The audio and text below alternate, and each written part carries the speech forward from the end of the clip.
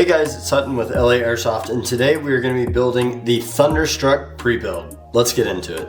Alright guys, so to assemble this build, most of this stuff, I've already taken everything out of the package, is going to be aftermarket here.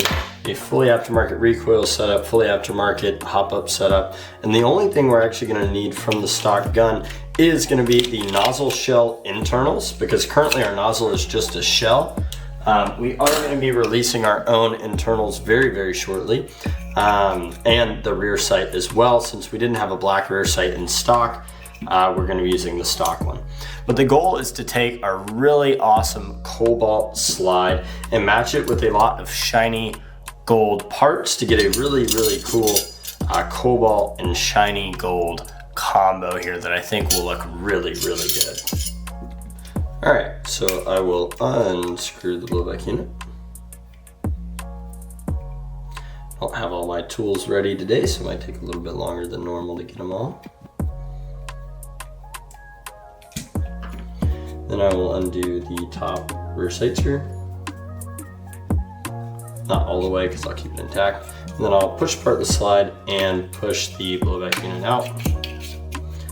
And from there, I'll just take the nozzle, throw it over here.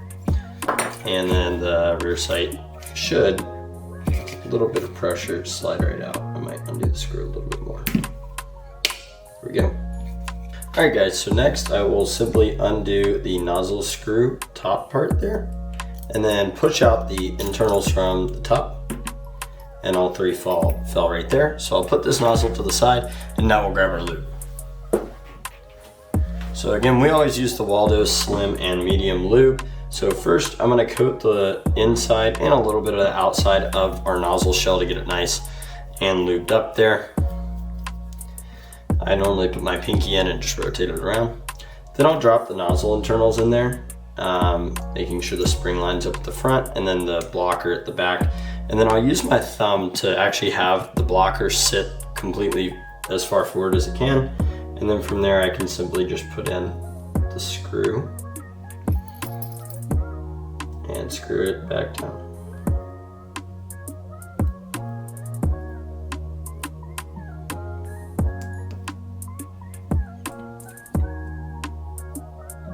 Once you start to feel resistance, there's no need to over tighten this because it can screw through the plastic.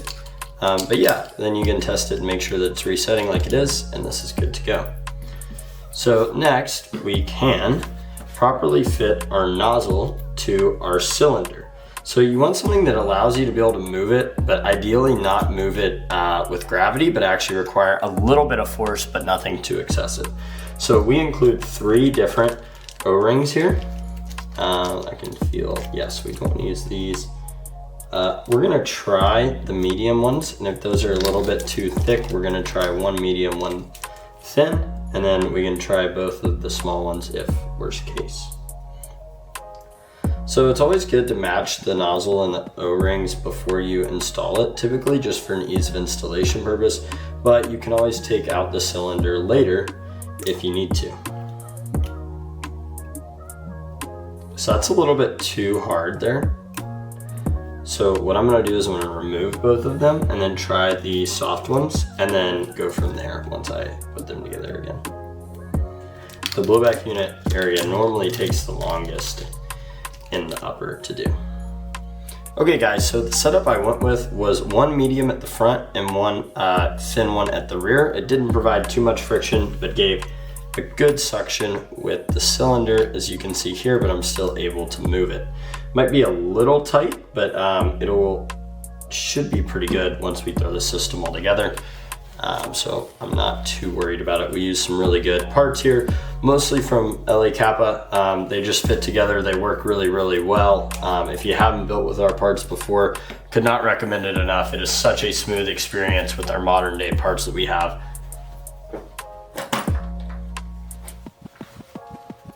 So I'm gonna get some Loctite. I'm gonna throw this on the screw. All right, so I'm gonna Loctite the screw, throw this in there, and then we can screw it in.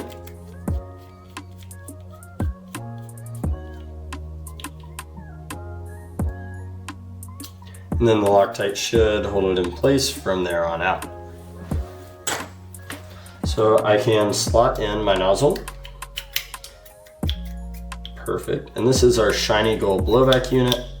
And then our AIP 140 nozzle spring, and then the nozzle setup is complete. Arguably the hardest setup to do.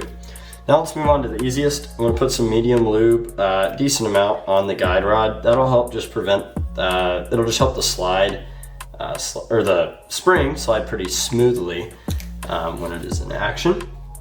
Now I'm gonna do a little bit different setup today. I'm gonna do a thick washer, thin washer, thick washer, just to try it, change it up a little bit more short stroke. It'll absorb a little more recoil.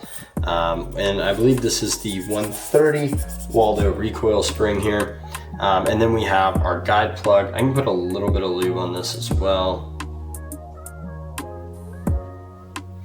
And I'll put this Delrin plug inside of the guide plug and then throw this together. So this is our new shiny gold color. It looks absolutely incredible. I mean, super shiny. Nobody else has this kind of quality in airsoft. So really, really glad we were able to kind of create such a good product line. And now that we have so many other shiny parts to go along with our shiny colors, I think it makes it really appealing to do a shiny build in the future for you guys, just because we have so many parts to go with it now, from safeties to guide rod, guide plug, outer barrels was a huge one for us, slides. So we really have a ton of different parts to play with now. I think making it even more appealing to do the shiny colors that we've released within the past 6 months or so. So I'm gonna put the bucking on a PDI 118 inner barrel. I did take out the clip with the aftermarket or the V2 kind of new TDC style hop-ups. I don't recommend our clip with them. The clip's more for the traditional kind. And so many people are using this new TDC design nowadays, so kind of don't recommend it. This, I believe, is one of their older versions, the 2-piece rather than the 1-piece. But we opted to use that today. Very, very similar in terms of performance there. All right, guys, so I've slotted in the bucking to its side here with the inner barrel. I slotted in the bucking, then installed the inner barrel, and then I should be able to clamp this together and give it some slight wiggle, and it should clamp down really, really nicely together here as it is. And then from there, I can install both screws back.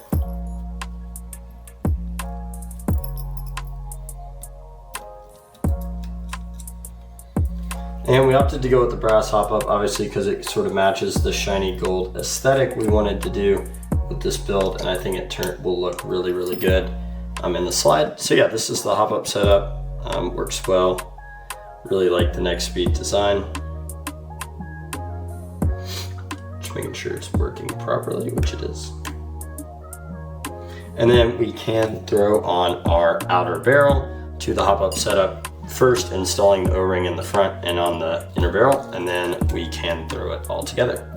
So I installed the O-ring. I'm gonna put the inner barrel in the front and kind of even it out. I'm going in circles to make sure it's nice and level. And then because the next speed hop-up has this extra little nub here, I'm gonna only use one O-ring to throw on, and then I will install the hop-up setup. Looks absolutely amazing. So now we can really install the whole thing here. So I'm gonna try to fit the rear sight on. Normally the stock ones are slightly tight, so I'm gonna have to amend that quickly with a little bit of filing, nothing too crazy. And then once that can get on, we can install the build. Again, the stock rear sights are just a little bit tight in a couple of areas compared to some other ones. So now I will install the blowback unit, putting the slide sort of on top of it so it sits nicely with the nozzle spring in there. And I will line it all up, make sure it's working, which it is. And then I can put in the rear screw.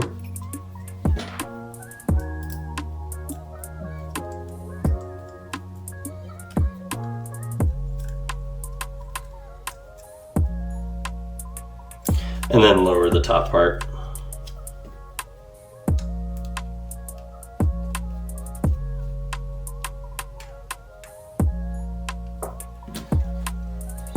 And now the blowback unit works great. We'll throw on the hop-up setup with the outer barrel. We can fit that to our frame a little bit later. I'm actually going to switch to 2 O-rings since it's not super stable. Put 2 O-rings on here. Alright, and then we will slot this back in.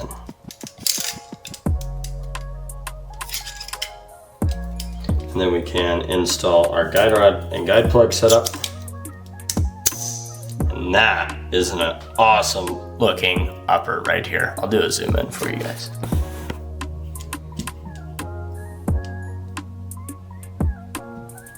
And then the last step is going to be to install the front sight. So with our setup, we have a really unique screw here that helps keep the front sight level without needing super glue. So I will simply put a little Loctite on the screw and then screw it down in the middle of our slide so that it can sit nicely with no super glue or anything extra needed. Alright guys, so I have Loctited the front sight, so that is all in place and looking great. And now we're going to move on to the lower. So I've saved a bit of time and already laid everything out here. So we're first going to start with the frame, and then we will move on to the grip. So I'll first disassemble the stock one.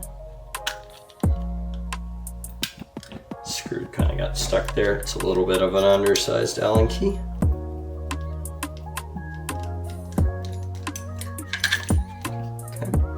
We have broken apart the grip and the frame. First, I'll take off the safeties. We already are upgrading our hammer disconnector in both sets of safeties, so I just need a few of the other hammer internals for this build, like the D10 set. And then we're gonna throw it in our amazing V3 LA Capa frame. And this thing just gives such better weight advantage and super great performance as well. Very, very easy and drop in compared to all the other advanced style frames out there. I mean, this just takes the cake.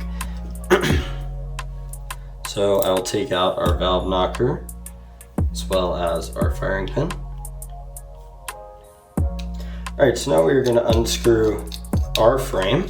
I always recommend to Loctite the screws here because it is, essentially a screw screwing into aluminum. So I always recommend to use Loctite on these frame screws. So I will get the chassis screw out of here.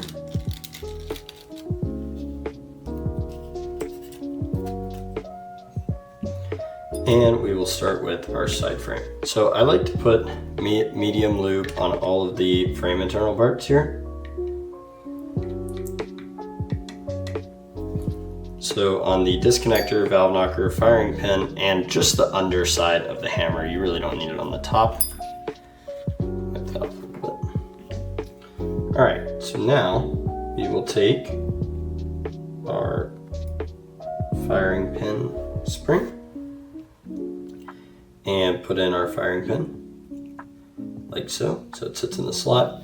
Then we'll take our chassis and put this above, and then screw in our chassis. So this is a pretty high level overview. It's more of a, watch us build type deal. If you are curious of seeing a more detailed breakdown, we do have how to build high Capa videos up. That's a much more detailed process. If you would like us to make another one, because it's been several years since we've done so, do let me know, and we could do sort of an updated version and go a bit more in depth. We were a lot smaller of a company back when I made that first video, and would love to kind of make an updated one and be able to talk about small differences in the TM gun, but also like kind of part compatibility and recommendations.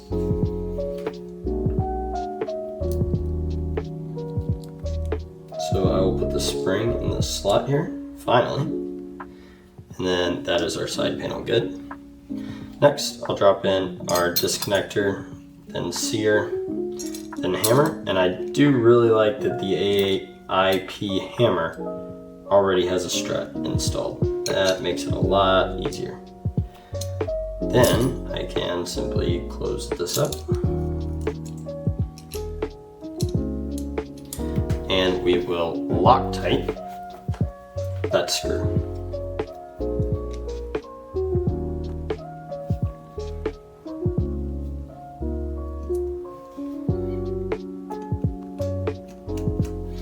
Very, very simple process for our frames, unlike the advanced frames. Awesome.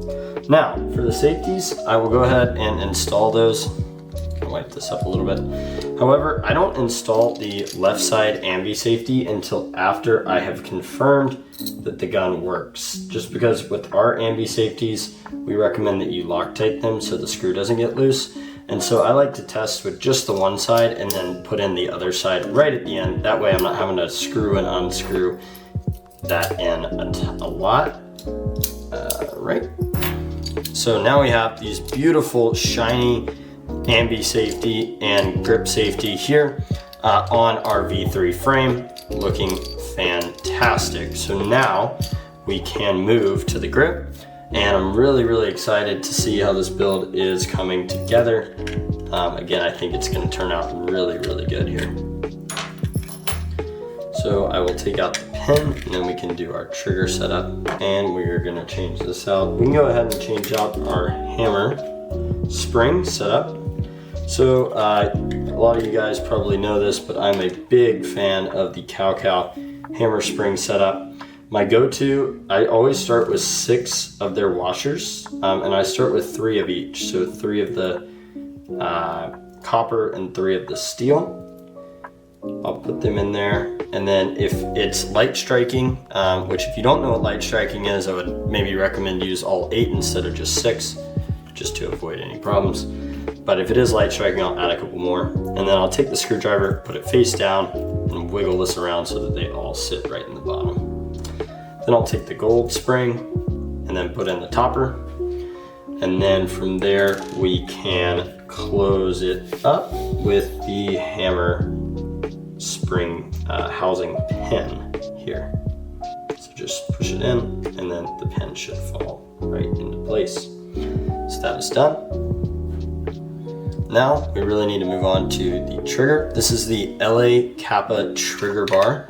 Works really, really well. It's super polished, as you can see, and just provides no friction in these grips. So cannot recommend these enough. These are really, really awesome product.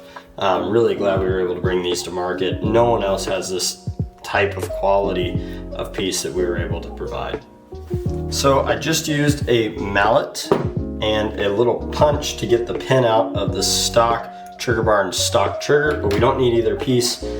This is only because the Capa trigger does not come with a pin, so we had to use the stock one. The Capa trigger is also a little bit tight, so we might need to do a little bit of work to get it in to our trigger bar. We will see.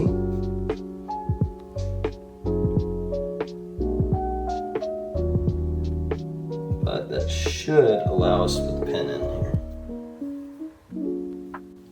Alright guys, we are back. I had to grab a AIP trigger pin. The Capa trigger is just a little bit tight. I guess that's the curse of not just using all LA Capa parts, but we have it together with our trigger bar, super tight. I mean, this is perfect. It's truly like one piece. Then we slot it in here, and I mean, just a perfect finish.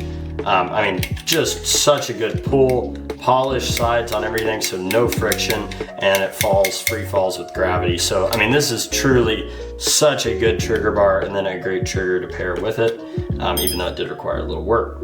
So now we're ready to combine the frame and the grip. So I will try to get it, so the hammer will go upwards. Come on, buddy. There we go. The AIP hammer is being a little difficult. Then I will sit this on top of the grip. I will put in our sear spring, make sure it is on top of the disconnector and the sear. Sometimes it's a little tight the first time you put it in. There we go. And then I will close this back up. There we go. Next, I will put in my grip screws, the shiny gold, of course. And we're going to be having more and more cobalt and copper parts coming out as well, the other two shiny colors that are new. But for now, we have a little bit more stock of some of the shiny gold parts versus the others. So went with all the shiny gold that we could, and then the shiny blue parts as well for the slide and magwell.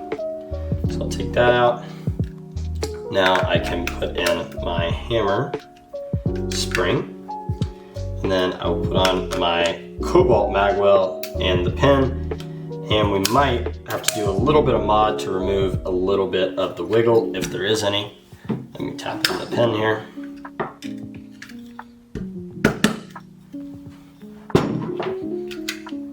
And nope, it's actually perfect. There's zero wiggle on the magwell, which is perfect. Ours fits really well with the stock grid. So it does shoot right now. And so we can put in our mag catch. Already pre-installed it a little bit. And it looks like we're gonna need to adjust our trigger travel so that the hammer can actually actuate, because that screw should be preventing it. So I can get a Allen screw and adjust it so that we get a really short minimal trigger, but obviously it'll still actuate. And here we have it, guys, the Thunderstruck pre-build. This will be going live on the site if it's not already sold out. Be sure to check it out and pick it up. I mean, this is such a cool build. You got all the shiny. I did change out the short stroke setup, make it a little snappier. I also did a little bit of shaving work to the next speed hop up so that it would fit our outer barrel a little more flush. Just kind of the tolerances of other parts as we've seen here. I did also do a little bit of work on the hammer teeth to make the hammer pull a little bit smoother. So now it is buttery smooth. The teeth were just super sharp on the AIP hammer. That is definitely not for the faint of heart. Only experienced techs I would recommend. So obviously you are more than welcome to build these high Capas yourself, or if you would like myself and our experienced team of techs to build your high Capa, and not only build it, but really fine tune it to be a very, very good performing build, a lot better than the ones I go and see at the fields when we go out there, then be sure to check out our store, LA Airsoft, and we do tech works, pre-builds, and custom builds for customers as well. So just reach out to us and we'd be happy to help you. But let's give this a shot, and then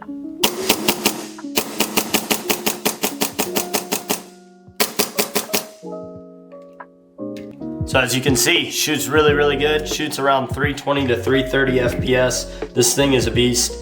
So yeah, guys, this has been Sutton with LA Airsoft. Be sure to like and subscribe, and we will see you guys in the next one.